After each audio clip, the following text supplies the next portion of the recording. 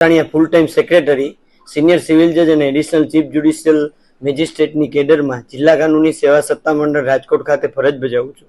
નામદાર national legal service authority, નામદાર supreme court new દિલ્હીના માર્ગદર્શન મુજબ ગુજરાત રાજ્ય કાનૂની સેવા સત્તામંડળની અનુસરામાં જિલ્લા કાનૂની સેવા સત્તામંડળ રાજકોટ દ્વારા 2025ની આજરોજ ત્રીજી લોક અદાલત 12/7/2025ના રોજ જેનું આયોજન થયું છે તેનું ઉદ્ઘાટન નામદાર મુખ્ય જિલ્લા ન્યાયાધીશ અને ચેરમેન જે.આર. શાહ સાહેબે 10:30 કલાકે કરેલ છે. છેલ્લા 2 મહિનાથી સતત પ્રી સિટિંગ કરી અને જુદી જુદી વીમા કંપનીઓ, જુદી જુદી ફાઇનાન્સ કંપનીઓ તેમની સાથે બેઠકો કરી, પક્ષકારોને કોર્ટમાં બોલાવી અને તેમની સાથે સમાધાન રૂપી કેસોનો નિકાલ થાય તે અંગે સખત પ્રયત્નો હાથ ધરવામાં આવેલ છે અને એના ફળ સ્વરૂપે આજરોજ મોટર અકસ્માત વળતરના કિસ્સાઓમાં 3 કિસ્સા એવા છે કે જે મારે આપને જણાવવા જરૂરી છે,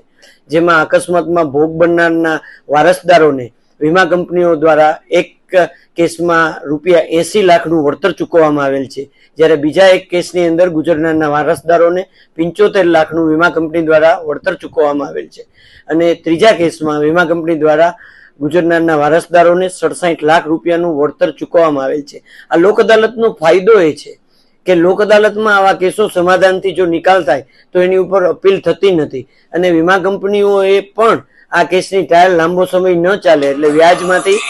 મુક્ત થઈ શકાય છે અને લોક અદાલતમાં ફેસલ થયેલ કેસો ઉપર અપીલ થતી નથી, જેથી સમય, પૈસા, નાણાં તમામ વસ્તુનો વ્યય થતો અટકે છે અને લોક અદાલતમાં બંને પક્ષકારોનો વિજય એ અમારો મંત્ર છે. એ થકી આજરોજની લોક અદાલતમાં કુલ અમે 36,710 કેસો મૂકેલા છે અને પૂરા દિવસમાં એક પણ કેસ દાખલ આજે રજા હોવાથી થશે નહીં, પરંતુ મોટી સંખ્યામાં રાજકોટ જિલ્લાની તમામ અદાલતોમાં અને ભારત દેશની દરેક કોર્ટમાં આજરોજ લોક અદાલતમાં કેસોનો સફળ નિવેડો આવશે.